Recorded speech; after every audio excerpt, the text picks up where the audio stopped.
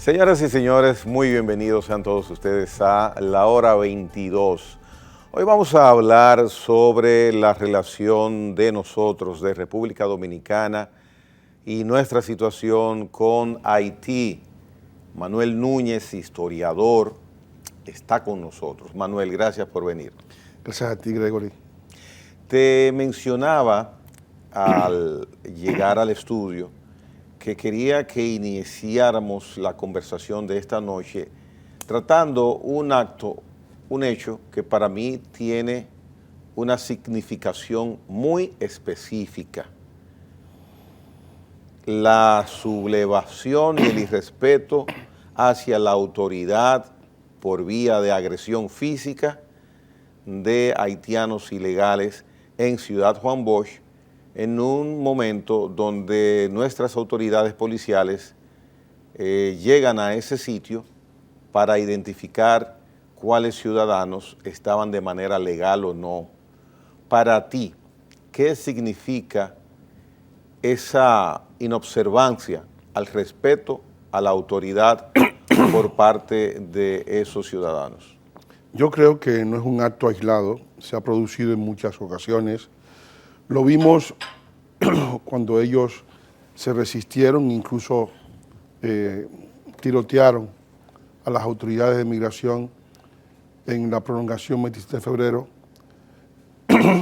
Lo vimos igualmente en Bávaro, lo hemos visto en diversas ocasiones en Santiago. Es una situación generalizada de que los cuerpos de seguridad del Estado Dominicano encargados de este tema migratorio no tienen los medios para actuar adecuados. Y lo primero que ocurre, y lo más grave, es que se designa como los únicos responsables de hacer cumplir la Ley de Seguridad Nacional que establece en qué condiciones deben operar y actuar los extranjeros ilegales en el país, ilegales, ¿no? En ambos casos. Establecer quiénes son, poder pedirle su identificación, como se le pide a un dominicano, identifíquese quién es usted, enséñeme su cédula. Y esto interpretan que el solo ejercicio de la autoridad es una amenaza a su derecho humano. Yo he visto denuncias de ONGs ante organismos internacionales que denuncian a la autoridad nacional porque está pidiendo documentación a las personas. Y yo pienso que este acto es una muestra del fracaso de la autoridad, del fracaso de la Dirección General de Migración, que debería contar con el respaldo de toda la autoridad pública, porque se ha dicho que los únicos que tienen que detener o interdictar, como se pueda decir jurídicamente, a un ciudadano extranjero, en este caso un haitiano, son los inspectores de migración. Bueno, pero los inspectores de migración, eso se puede entender, Manuel. No, pero que los inspectores de migración andan desarmados, en muchos casos, no tienen armas, tienen apenas 2 o 3 vehículos para una situación muy difícil, tienen un centro de acopio en Jaina y creo que otro más en otro sitio, no tienen los mecanismos para una poblada como la que vimos ahí.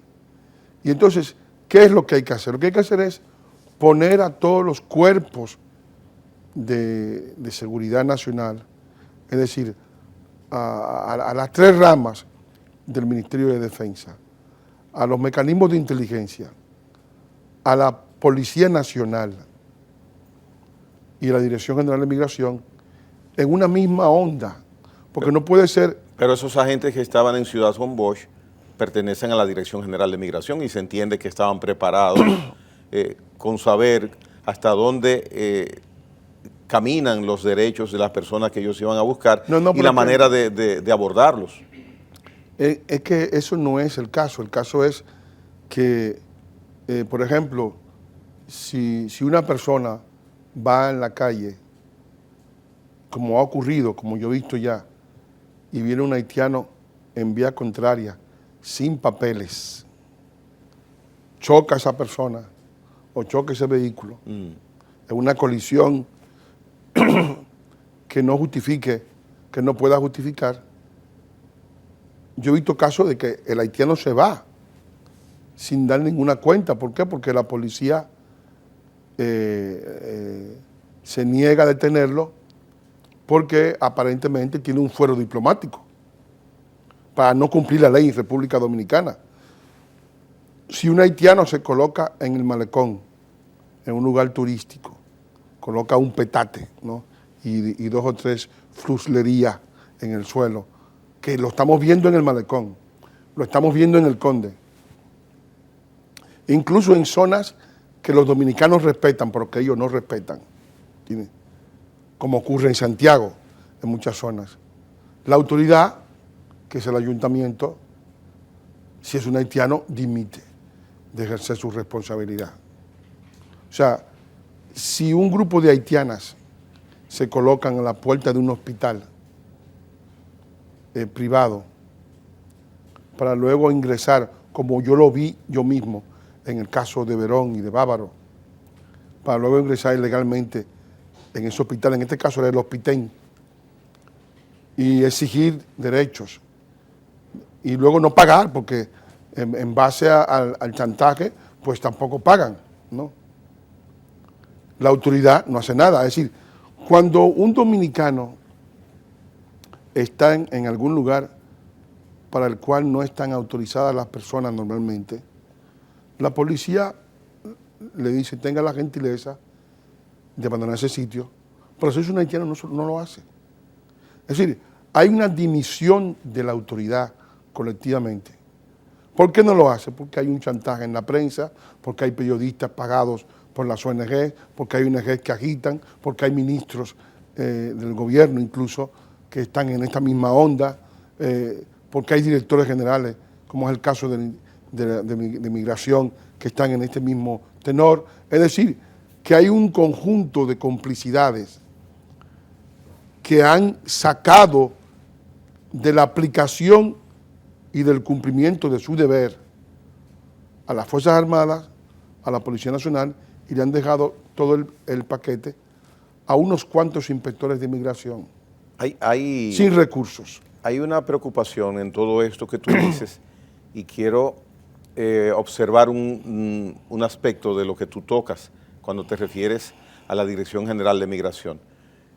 Vi declaraciones del director de Migración indicar, con referencia a lo que sucedió en Ciudad Juan Bosch, que ese hecho es repetitivo, que no es la primera vez que ocurría el recibir los inspectores y policías de migración agresión por parte de ciudadanos haitianos ilegales, que no era la primera vez que eso sucedía y que inclusive ellos en Ciudad Juan Bosch se sorprendieron de la reacción que tuvieron estos ciudadanos hacia la policía.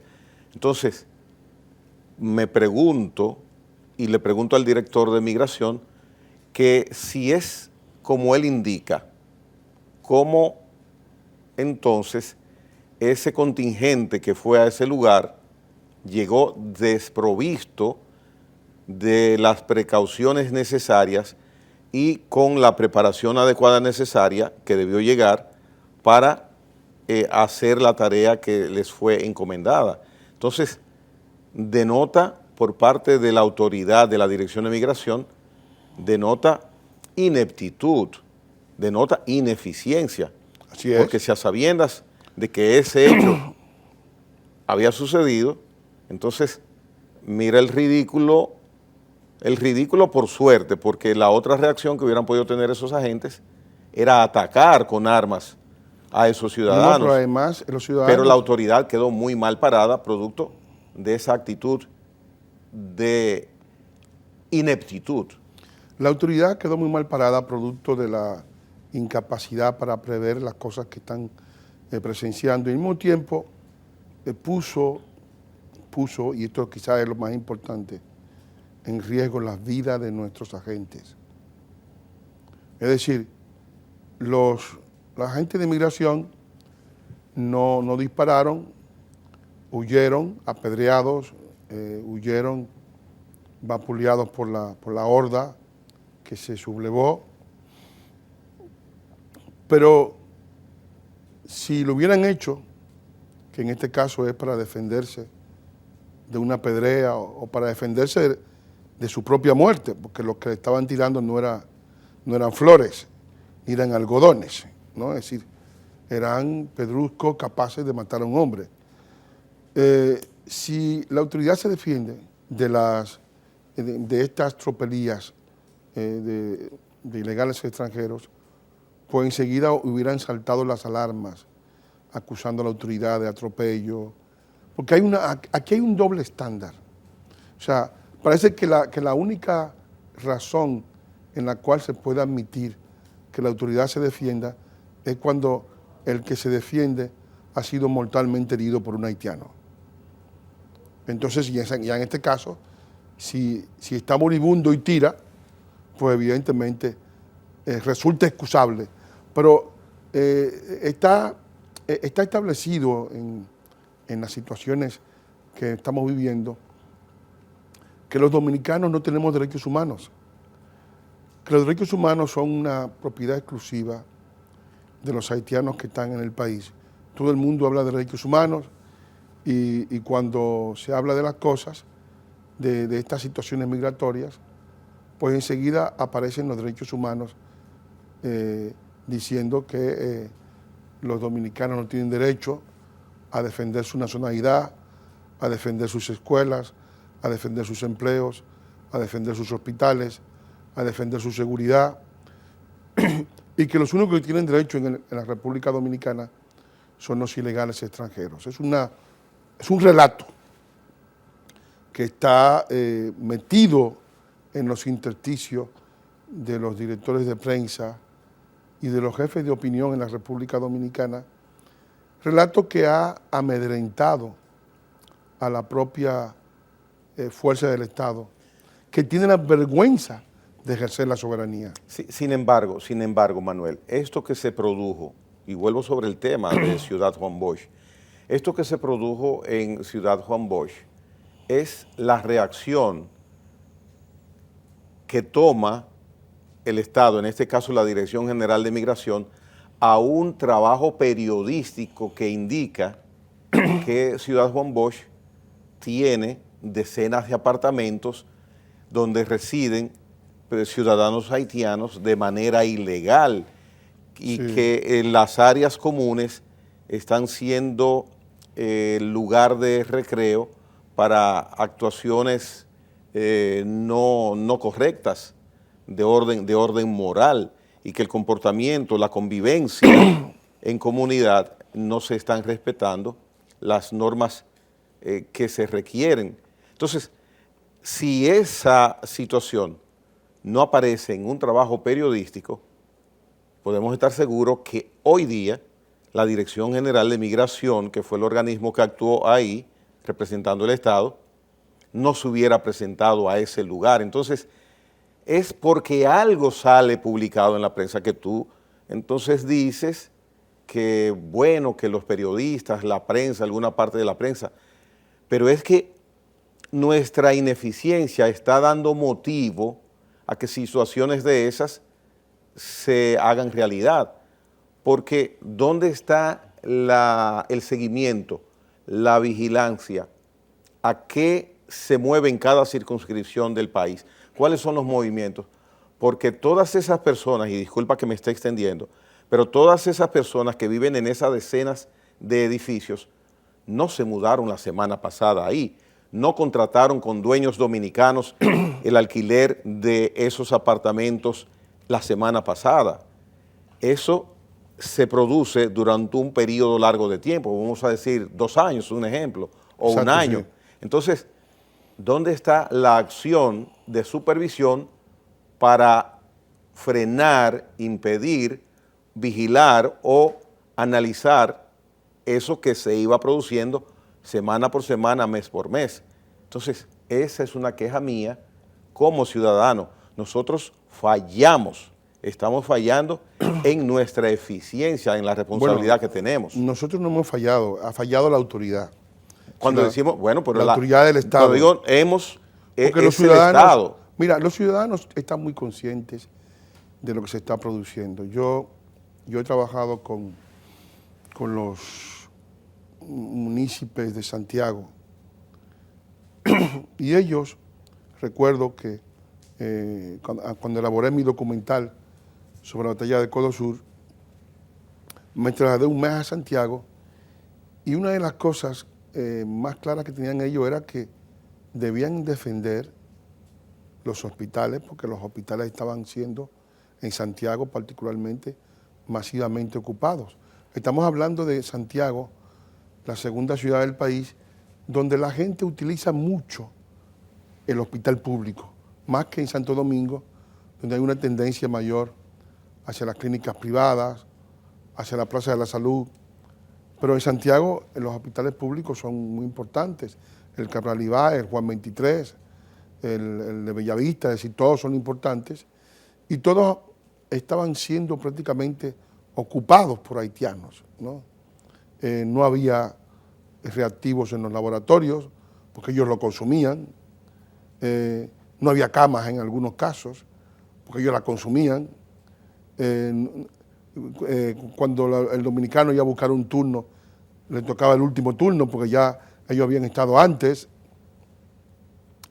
Ocupaban los parques, ocupaban las plazas, y lo mismo ocurría en las escuelas. En las escuelas se inscribían antes que los dominicanos, y sobre todo con el proyecto de Prepara, que es para casi adultos o adultos jóvenes.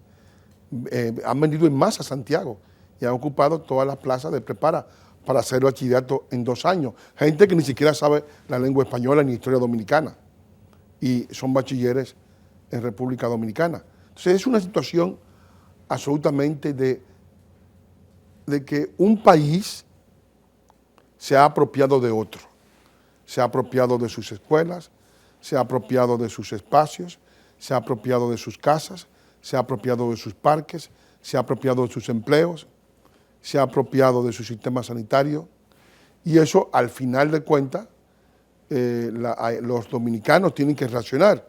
¿Qué se hizo? Pero eso que ha sucedido de esa parte se ha hecho por necesidad. Nosotros lo hemos permitido por ineptitud. Nosotros lo hemos permitido porque hay una presión por parte de los jefes de opinión, de programas de televisión, de programas de radio, de intelectuales, de historiadores, de políticos cómplices de todo esto, para que tengamos en el tema haitiano una ceguera voluntaria.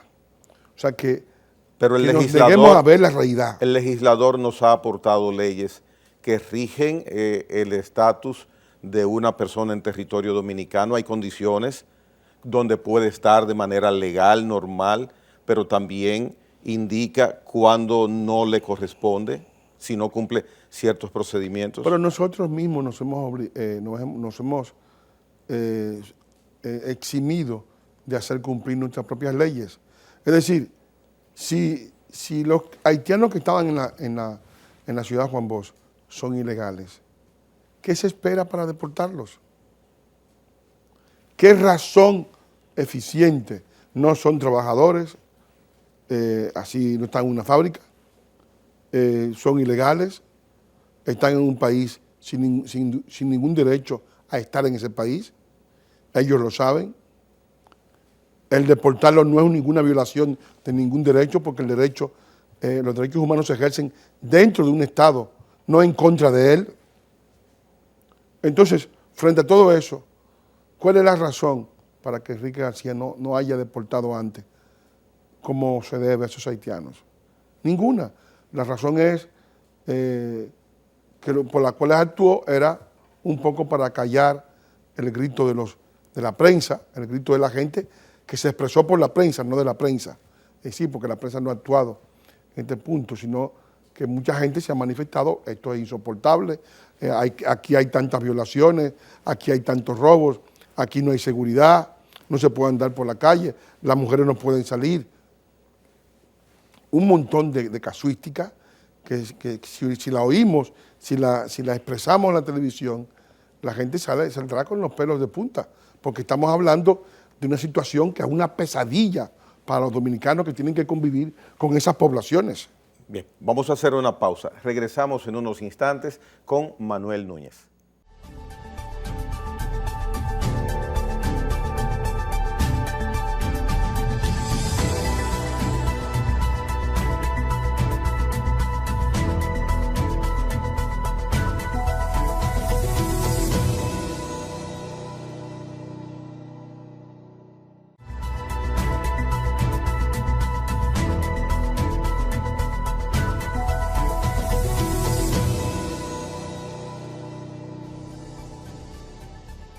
Continuamos conversando con Manuel Núñez, historiador, sobre la situación de los ciudadanos haitianos que viven en República Dominicana en condición de ilegalidad migratoria. Tenemos una ley que distribuye la posibilidad de que ciudadanos de otro país, de otra nacionalidad, puedan participar de manera formal en la mano de obra a cualquier nivel dentro de empresas en República Dominicana. Esa ley establece que de cada 100 ciudadanos que laboran en una empresa, 80 han de ser dominicanos y 20 pueden ser de ciudadanía extranjera. En el caso que ocupa con la participación de ilegales haitianos, tenemos las construcciones, por ejemplo, de edificios. ¿Por qué esta ley no se le requiere su cabal cumplimiento a los promotores inmobiliarios? Yo creo que el problema de todo esto es que no me estamos aplicando directamente el control migratorio. Es decir, se dice que los dominicanos son culpables porque los dominicanos los emplean, ¿verdad? Y eso, hay una responsabilidad del que emplea a un ilegal. Pero se está olvidando de que los haitianos salen de su país de cualquier modo, a como dé lugar, y que entran a otro país ilegalmente. O sea, el hecho de que ellos entren condiciona la relación laboral del país. Esa relación laboral está en todas las áreas, está en la mayor bolsa de empleo que hay en el país, es la agricultura. Donde mayor cantidad de personas tú puedes emplear es en la agricultura. Luego está los servicios y luego está la industria. Entonces, ellos están masivamente en la agricultura, en más de un 80%. En algunos casos, en más de un 90%, como ocurre con los productos de la caña, y etcétera, etcétera, ¿no? En la construcción están en más de un 70%. En los servicios están por el 30 o el 40% en algunos servicios. Entonces, estamos en una situación de que ellos condicionan la propia existencia incluso de la agricultura, porque la seguridad alimentaria del país depende de una mano de obra extranjera, lo cual evidentemente es un escándalo e inaceptable, porque ellos pueden decidir en cualquier momento el destino de un fruto, de algo. Entonces, todo ese tipo de pérdida de control del país ha hecho que haya complicidades y que las autoridades de migración, que no son las que deben resolver el problema, porque migración es un organismo ejecutivo, tampoco son los teóricos, sociólogos, que están diciendo cómo debemos tratar a los extranjeros, los que deban resolver el problema.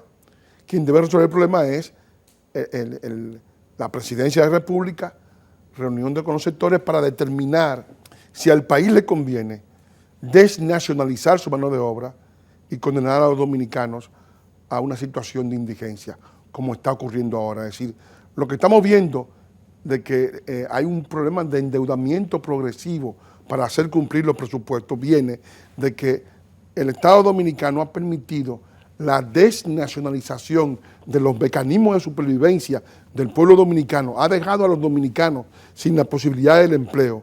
Y solamente es posible nada más darle la prosperidad al dominicano con empleo, empleo, más empleo.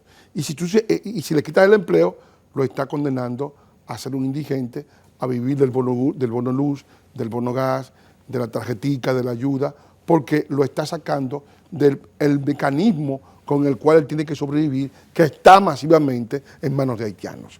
Esto naturalmente es inaceptable, pero es una situación global, no es únicamente de la construcción, es que debe ser una política global, porque los dominicanos tienen que tener el predominio total en los yacimientos de empleo de la República Dominicana, porque la única forma de combatir la pobreza, de combatir la indigencia, de combatir la desesperanza de la gente, es dándole un empleo digno para que recupere su dignidad, para que recupere su capacidad laboral y para que recupere su capacidad de producir riqueza y darle bienestar a su familia y a sus hijos. Y eso no se está haciendo. Entonces, lo que estamos viendo es que se está buscando parches, ¿no? Allí donde hay un escándalo, vamos allí para evitar que el escándalo se quiere dejar todo igual. Es decir, no se quiere cambiar la dinámica, el paradigma general, que es un paradigma de expropiación de la República Dominicana, que es el país que tenemos que recuperar los dominicanos, para los dominicanos. Y mientras tanto, esa situación va en crecimiento. La cantidad de personas en esa situación cada día es mayor. Entonces, sí, ¿cuál será el punto de retorno, la oportunidad que tendremos los dominicanos de empezar a contrarrestar esta situación? ¿El muro u otra medida? ¿Cuál otro control migratorio podemos nosotros esgrimir, poner en práctica? ¿Qué se ve en un futuro inmediato o cercano que como nación podamos implementar? El muro es necesario porque el muro es una visión psicológica de decirle al mundo de que la República Dominicana no va a ser el lugar donde los haitianos, que son extranjeros, van a resolver sus problemas a expensas del bienestar de los dominicanos. Eso tiene que estar claro y el muro es una señal de que al establecer una barrera física entre una nación promiscua que no tiene respeto ni consideración por nadie, ni por el bosque dominicano, ni por nuestra agricultura, ni por nuestra familia, ni por nuestros valores, ni por nuestra historia, evidentemente el muro le dice al mundo y a los haitianos, no va a ser aquí, este país no es propiedad de ustedes, ustedes tienen su país y ustedes tendrán que en algún momento resolver sus problemas en su país. Luego están las fronteras interiores, que han sido brutalmente perforadas por los haitianos. La frontera jurídica, hay una cantidad inmensa de haitianos que hay que depurar en el registro civil. Ilegales, que se han metido allí, que han usurpado nombres de muertos, nombres de dominicanos, nombres de personas que no, que incluso hasta han votado. Tuviste el famoso haitiano, yo creo que te envié apellido Pellerano Bermúdez. Sí. Dionisio Pellerano Bermúdez, un haitiano, con dos apellidos que no suelen tener las personas de escasos recursos. Pues así hay montones, ¿no? Y además con cédulas con las cuales han votado. Eso hay que depurarlo y analizarlo. Hay que, y ponerle un coto, un freno a la frontera jurídica. Está la frontera laboral, que es la frontera con la cual tenemos que defender el bienestar de los dominicanos de escasos recursos que están perdiendo sus empleos, que están viendo desaparecer los yacimientos de empleo en la agricultura, en la construcción, en los servicios, a mano de esta oleada, de esta marejada, sin límite, sin control. Hay una teoría que indica, o una tesis, que el dominicano hay labores que no quiere hacer. Por ejemplo, ese mismo de agricultura, jornalería de agricultura y trabajador de la construcción. Pero eso es falso porque en otro país la hace. Lo que hay que decir es que la entrada masiva de haitianos, su ingreso masivo, destruye el valor del salario y permite que ellos conquisten la plaza. Los dominicanos que no siembran arroz en República Dominicana, lo siembran en Puerto Rico. lo siembran en otro país. ¿Por qué tienen que irse a otro país a sembrarlo y no en el suyo? O sea, sin tener que, digamos, lidiar con un mundo extranjero en el cual tendrían más limitaciones. Es decir, que es falsa esa teoría de que los dominicanos no quieren hacer las cosas. Lo que hay es una destrucción del valor. Cuando tú tienes, por ejemplo, tú vendes naranjas, ¿no? Y tienes un camión de naranja y llega un tipo con 2 patadas de naranja, el valor de la naranja baja de precio enseguida, ¿verdad? Eso se llama dumping. Entonces, aquí hay un dumping laboral. O sea, es decir, el valor de la mano de obra ha sido deprimido por esta cantidad inmensa de haitianos que se han entrado en el país y que han destruido la prosperidad de la República Dominicana, la tranquilidad de los dominicanos, y quieren luego arrebatarlos y sacarnos el corazón para dejarnos sin patria. ¿Hay un momento de partida que tú puedas identificar de ese descontrol, o no sé si es que nunca hemos tenido control de la mano de obra ilegal? ¿En qué momento pudo haberse notado con más preponderancia? Yo creo que ha habido, digamos, una situación permanente desde los años 90 de ingreso masivo. El gran momento, la gran irrupción, desde luego, el momento ya cúlmine, porque ya se ve, fueron los gobiernos del PLD, que ahí se derramó una enorme, inmensa población. Todavía en la época de Balaguer había escándalo, pero no había el descontrol. Ya se veía venir lo que se estaba produciendo, pero después se tomaron medidas contraproducentes. El presidente en ejercicio en esa época consideró que era más útil, más que el muro, era más útil construir una universidad en Haití. Pero hoy día el expresidente Fernández da unas declaraciones que está de acuerdo con el muro, pero más con el muro tecnológico.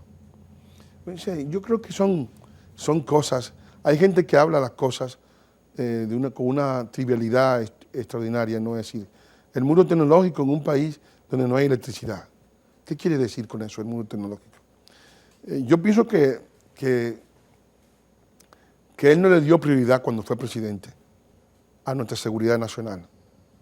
No estaba en su agenda ese punto, y que él debería, si usted no ha hecho la labor necesaria y alguien la está haciendo, pues tenga la decencia de callarse y hacer que un dominicano patriota, ¿verdad?, que crea en el país, haga lo que tenga que hacer para evitar que el país sea borrado por una marejada. ¿Los gobiernos de Leonel Fernández no fueron eficientes en el control migratorio ilegal? Es una cosa que él mismo admitió, lo dijo en un discurso, creo, y dijo, y dicen que nosotros no hemos sido lo bastante, y admitió eso que acabas de decir, o sea, admitió que no hubo control. Luego surge el gobierno, el primer gobierno del PLD, con otro presidente que no era el doctor Fernández, Danilo Medina, y tiene la extensión de otro mandato, 8 años. En esos 8 años donde fue presidente Danilo Medina, ¿cuál es tu apreciación concreta del control migratorio? Ninguno, porque Danilo Medina se gastó más de 4.000 millones en una ley de regularización que fue un fracaso. No se ha hecho una auditoría de toda esa cantidad de dinero gastado. Fue un fracaso. Luego, pues, cuando fue a La Habana, mucha gente elogió el discurso de La Habana, Danilo Medina. Pero ¿qué dijo Danilo Medina en La Habana? Que él veía a los ilegales en la calle y miraba para otro lado. Que las parturientas parían en la República Dominicana porque era más barato en República Dominicana. Era gratis, ¿no?, naturalmente, que era más barato, en Haití hay que pagar. Sí, entonces, y que como él estaba haciendo caso omiso del cumplimiento de su obligación, de su misión y de su deber, deberían tomar eso en cuenta a la hora de la indulgencia, de condenar su gobierno por maltrato a extranjeros. Eso fue lo que él dijo en La Habana. Entonces, naturalmente, es también otro acto irresponsable. Si estamos básicamente en unos una clase política sin criterio nacional, sin criterio de que deben defender, de que han sido electos para defender el destino de esta nación, la suerte de esta nación, sus propósitos de continuidad histórica, y todo eso pues ha sido un desastre. Y lo vemos en educación. En educación, los manuales de la educación han excluido incluso la guerra dominico-haitiana, porque el objetivo es tratar de fomentar la fusión con el país vecino, en manos de algunas ONG y algunos intelectuales que se han tomado el Ministerio de Educación como una especie de panacea para sus experimentos diabólicos en contra de la nación dominicana, en el aspecto de la ideología de género, en el aspecto de la nacionalidad, en el aspecto de la educación sexual, es decir, en un montón de situaciones que si la vemos en perspectiva, su único objetivo es demoler la existencia de esta nación. Para completar el discurrir en el tiempo de las diferentes administraciones que hemos tenido, hoy tenemos 2 años de un gobierno nuevo. Respecto al control migratorio, ¿qué opinión tienes sobre esta gestión?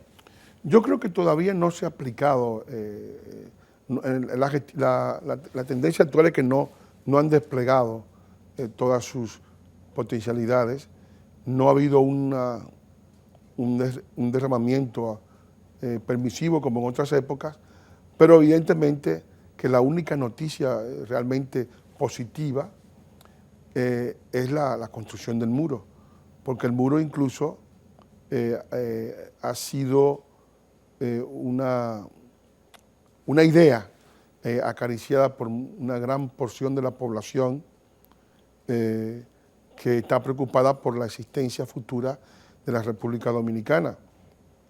En otro aspecto, habrá que construir otras fronteras, una frontera laboral, una frontera jurídica, una frontera sanitaria y una frontera educativa y una frontera territorial, porque una de las preocupaciones que pasa de largo muchas veces la gente de la prensa es que la destrucción de la República Dominicana le resulta necesaria a una gran porción del pueblo haitiano. O sea, Haití consume 8 millones de metros cúbicos de madera por año y la única forma de obtenerlo es en los parques nacionales dominicanos, es decir, es en nuestros bosques.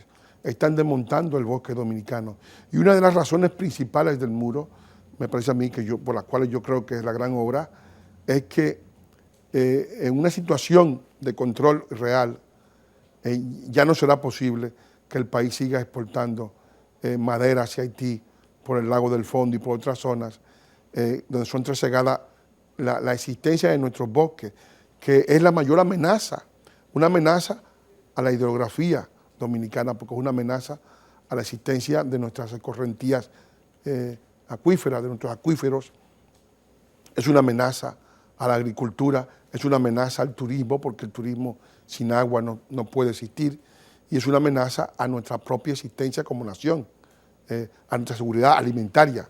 Es decir, todo eso, me parece a mí, está concentrado en la idea de que la República Dominicana debe impedir, cueste lo que cueste, que ningún árbol dominicano sea empleado por grupos que quieran exportar carbón hacia Haití.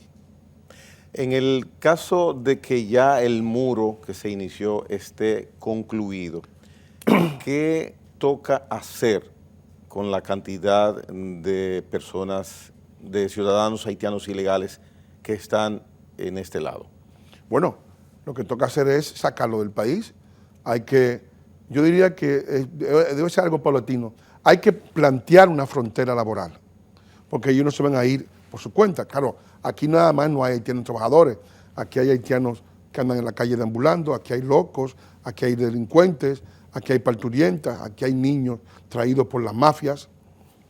Es decir, hay una variedad de sujetos, ¿no?, en la vida nacional, y luego también hay trabajadores, algunos son legales ya, otros son totalmente ilegales, o sea que con eso habrá que lidiar.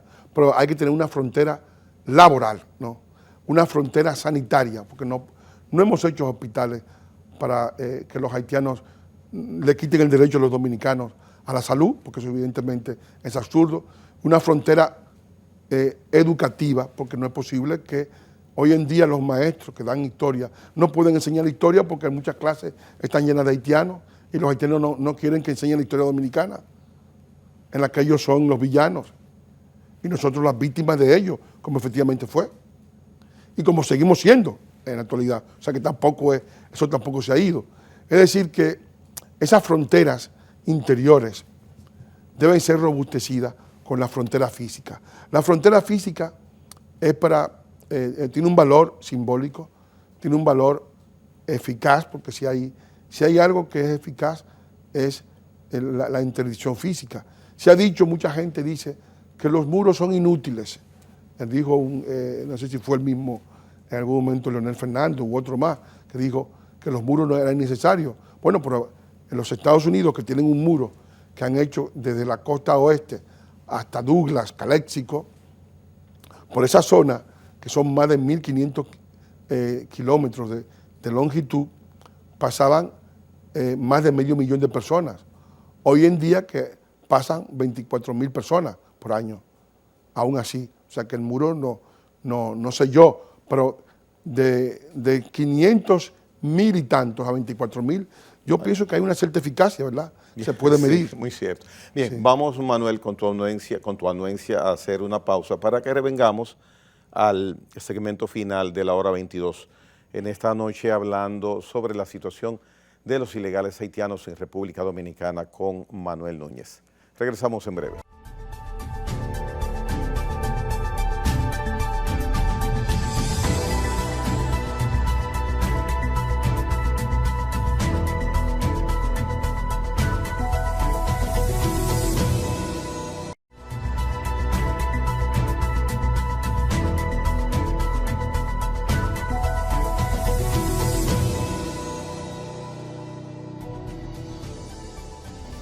Durante todo el desarrollo del programa hemos conversado, Manuel, de la situación que tenemos acá con respecto al comportamiento, a la vivencia, a la convivencia de los ciudadanos haitianos ilegales que están acá por una razón evidente, en su gran mayoría.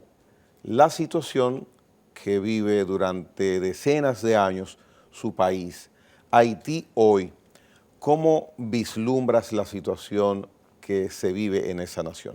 Mira, en Haití actualmente los propios organismos internacionales han admitido su fracaso. Haití se ha convertido en un cementerio de proyectos y de ensayos de las ONGs, de los grupos internacionales, de las personas, pero ese ensayo ha llegado a su etapa de colapso. El Estado haitiano prácticamente ha desaparecido, no tiene el control del territorio, no tiene el control del espacio aéreo, no tiene el control del espacio marítimo, es decir, en el territorio gobiernan las bandas. El gobierno haitiano es una especie de régimen decorativo, ¿no? De un grupo de personas trajeadas, ¿no? Con un reconocimiento internacional porque las embajadas reconocen a Ariel Henry como el primer ministro, pero también en un estado de desmoralización, porque no han podido elegir ni la fecha de las elecciones, ni al presidente de la República, ni a los miembros del Congreso. O sea que todo el mundo está allí un poco como ilegal dentro de su propio país, porque están ejerciendo una autoridad para la cual no están legitimados por el voto. Pero tampoco tienen importancia, porque ahora mismo la fuerza concreta no la tiene la policía haitiana tiene un control de algunos puntos de las ciudades, quizás para defender las embajadas, defender a algunos funcionarios, que algunos tienen incluso guardias personales internacional. Bueno, el presidente asesinado, Jovenel Moïse, tenía una guardia personal privatizada. Sí, sí, eso viene de la época de Aristide, es decir, el hecho de tener mercenarios contratados para proteger su vida, su seguridad. Entonces, la inexistencia del Estado haitiano hace